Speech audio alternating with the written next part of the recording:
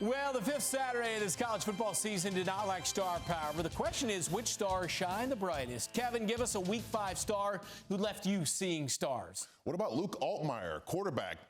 The Illinois Fighting Illini and redemption of what happened to them a week ago. Look, I know they had a bad weekend last weekend, but today Luke Altmyer came to play, leading the Illini to a victory over USC, responsible for 4 total touchdowns today. You see the numbers, 20 of 26, 328 yards. Luke Altmyer was electric. He was on time. He was poised. He was confident, and he threw dimes, and he actually caught some dimes and ran some dimes as well. Yeah, it hasn't happened in all 3 offensive phases for a player in Illinois history since 1999. What about the play of Altmyer in this bounce-back performance after that rough outing against Indiana last week? You know, he's a tremendous leader for this football team, and this team goes as far as Luke Altmyer does. I mean, what he's able to do with his arm, with his legs, even catching the ball today was nothing short of amazing. You know, I think this team is not out of the question for them to be fighting for an opportunity for a Big Ten championship down the stretch when you look at their schedule the rest of the way. But if they're going to do it, it's going to be because of the play of Luke Altmyer. Brett Bielema doing his thing. They ran for 171. Big Ten football the way he did it all those years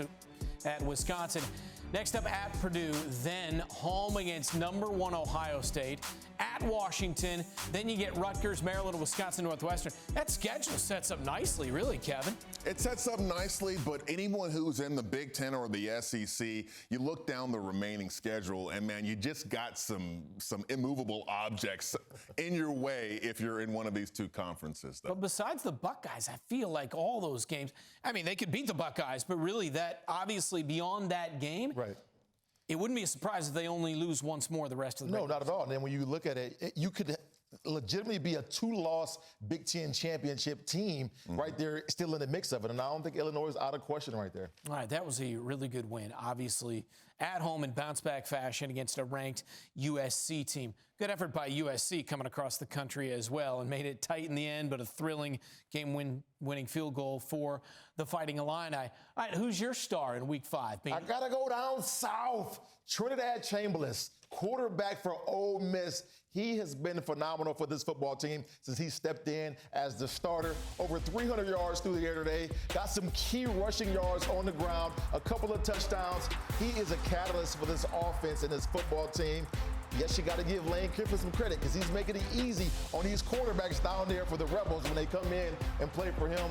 I love Trinidad Chambliss. Maybe he's a quarterback whisperer. Maybe he's just setting up an offense that is quarterback friendly. Whatever it is, he seems to have these guys coming in and playing fast right away, having command of the offense. Trinidad Chambliss was nothing short of amazing what I've seen. And this is what we've seen Lane Kiffin do year in and year out at the quarterback position. So hats off to them. Another great win. And you know what? They're undefeated too. Well, but let's pop up the schedule because there's some landmines coming up here for Ole Miss. First off, you're going to get the bye week. Then you get Washington State. And then it's at number 5, Georgia, then at number 7, Oklahoma. There's a couple of questions. I mean, can they navigate this thing, Beanie? And also, who's going to be the quarterback when Austin Simmons gets healthy? Because Chambliss has certainly earned it here. As long as Chambliss is winning games for Ole Miss, I think he deserves to be the quarterback. The last thing you want to do is bring another guy in, although he was a quarterback before, but you don't want to disrupt the chemistry that this offense has. And he got you winning. He has you winning football games. You ask me, what are they going to be able to do down the stretch? It's not going to be easy. No. They better bring their hard hat lunch bell.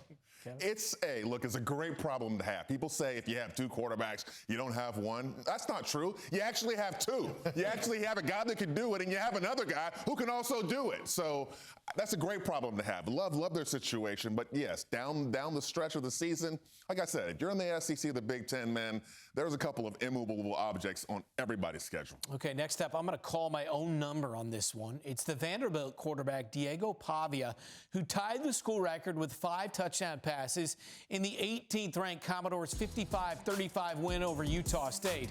Pavia finished the game 26 of 34 for 321 on those 5 scores.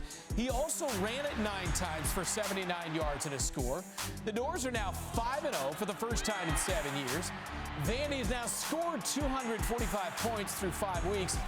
It's the most for the program since the SEC began play in 1933 and ranks as the 9th most points scored by an SEC team in its first 5 contests in conference history. Lot to love about what Pavia is doing there in the Music City. You gotta love the super senior that they have in Diego Pavia. I mean, what he's bringing to that football team, he's reigniting the Vanderbilt program single-handedly. And I think there's talk of him trying to get another year to come back to college football, maybe. So I know they'll be loving that if that happens to be the case. But nonetheless, he's been phenomenal this year and last for this team. Yeah, he's leading the way with his performance. Not only just his calm, his poise, his patience, and how fiery he is, inspiring others, but his play, right? As a +1 in the run game, he is changing the way the defenses can basically play defense against Vanderbilt, and he is leading the way. They are jumping on board with him. His receivers, his skill position guys, his offensive line, those guys are all bought in. It's really amazing to see. Hats off to what the Vanderbilt Commodores are putting down right now. And look, I don't care who they got on their schedule. Well, okay, they got some people on their schedule, right? But everybody's got some landmines out there. Everybody's got some immovable objects. But I don't know. They got to feel pretty good about Alabama. Well, but Alabama's feeling pretty good about life right now. And then the LSU game, then a ranked Missouri team who's been dominating opponents, and then Texas Longhorns and Arch Manning. Finally, before we go, one final star from Week 5. It's going to come from the crew. CJ Carr. Okay, CJ Carr, Notre Dame Fighting Irish. One of the three of us, and I'm not really a genius for saying this, but after that 0-2 start with 2 losses against 2 really good teams, Miami and Texas A&M, they've reeled off 2 in a row. And I said, listen, Marcus Freeman's not going to lose the rest of the year. A big reason is because that new quarterback, CJ Carr. We will coin you with the phrase, okay? When Notre Dame runs the table and at the end of the season they're 10-2 or whatever in 2 and about to go to the college football playoff, we will say that Stover said it first. CJ Carr, look, he and a bunch of these guys in the skill positions are igniting this team.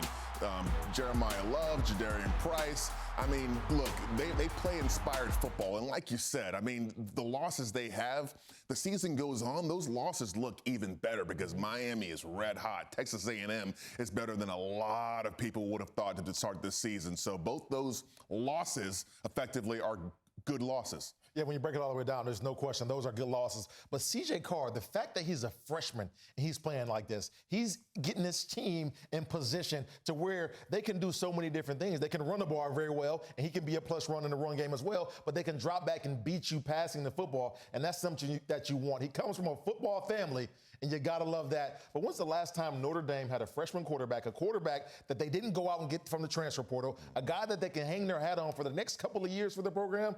They're in good shape. Feels like Jimmy Clausen, but that might be going back a little bit too far. 56-13, the Irish went to Arkansas and won that game. Carr, 354 and 4 scores. They ran for 210 as well. This team, they're about to go on a roll. Those are our top stars for week number 5 in college football.